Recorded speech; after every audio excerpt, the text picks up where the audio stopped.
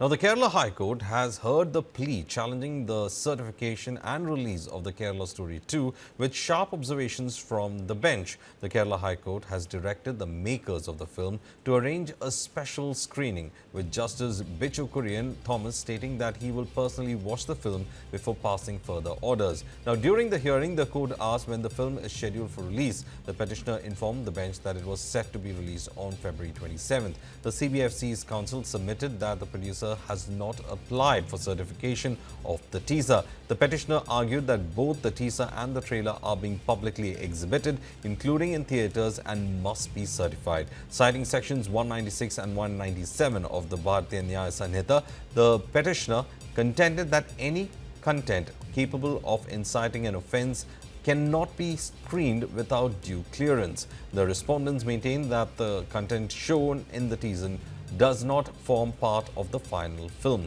Now, Justice Bechu observed that the apprehensions of the people of Kerala cannot be ignored, especially since the name of the state has been used in this title. He noted that the film claims to be inspired by true events which could potentially create communal tensions. While reiterating the codes normally do not interfere with artistic freedom, the judge indicated that the central government's revisional powers may also come into play.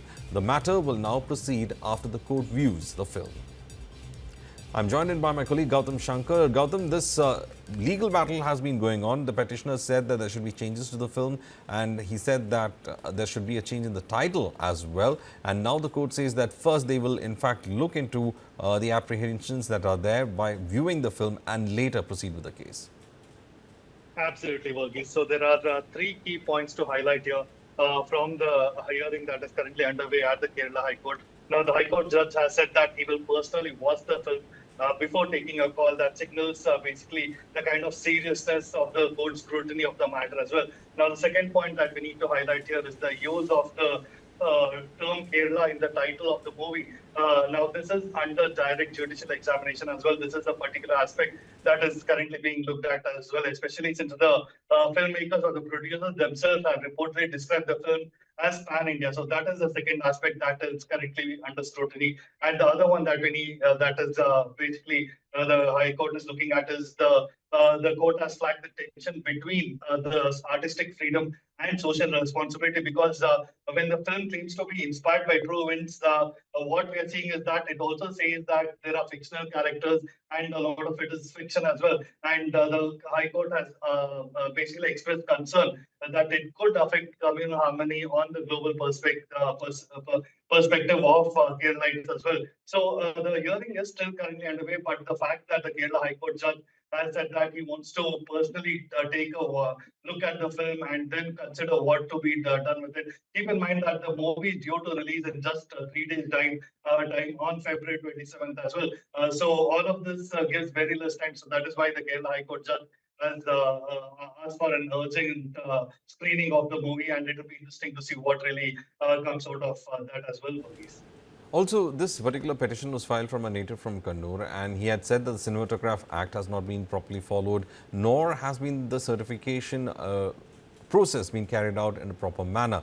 And the title is something that has also been put in place, and looks like the court has in fact looked into all these aspects, and that is why they've asked for a screening. Quite unusual for the court to ask for a screening, but and also the court underlying the fact that it does not want to intervene when it comes to the issue of artistic freedom.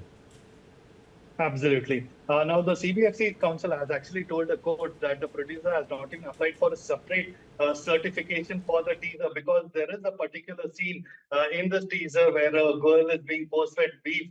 And what we understand is that from the arguments that are happening in the High Court, that this particular scene is actually not part of the movie itself. And the filmmaker's lawyer who's representing them has argued that the certification actually raises several issues as well, and the justice or the judge who's actually hearing the case has made serious apprehension that the people of Kerala cannot simply be brushed aside. And he's also pointed out the film's claims made in bold letters that it is inspired by true events, yet disclaimers are there in fine print stating that the characters are fictional. So what we understand is that there is reason for the Kerala High Court to seek a change in the name of the movie if it's not really about Kerala, because it also shows two other states prominently as well.